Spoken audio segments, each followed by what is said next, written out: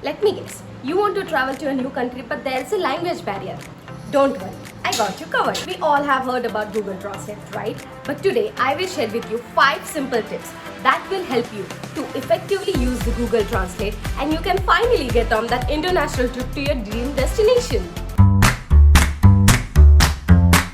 Hi, my name is Neha, and if you follow me on Instagram, then you know me as a dancing wanderer.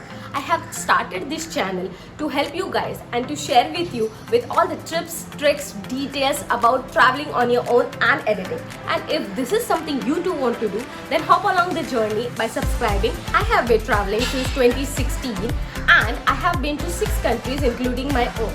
Out of the remaining 5, there were 4 countries where I faced the language barriers. And this is how I use Google Translate to help me get through it. Google Translate comes with 4 options like this. The screen looks like this. Number 1, text, where you type it and it will translate it for you. Number 2, camera. You point your camera to the images and it will translate the text from the image. Number 3, conversation mode, where you can converse through chat by speaking into the phone and it will translate it for you.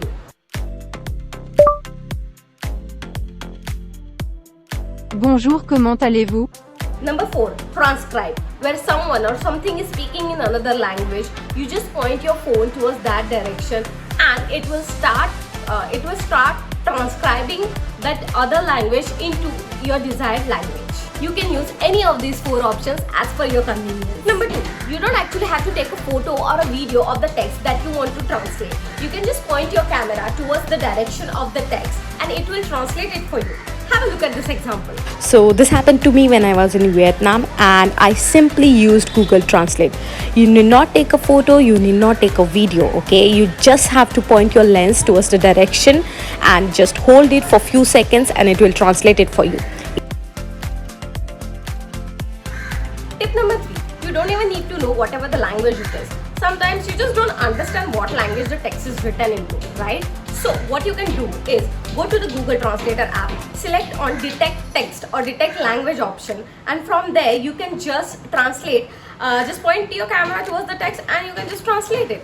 Tip number 4, write your question in any of the language that you are comfortable with and translate it to the desired language. And suppose if the other person cannot read what you have written, then you can simply use the speaker options wherein it will speak the sentence for you and it will help the other person to understand better.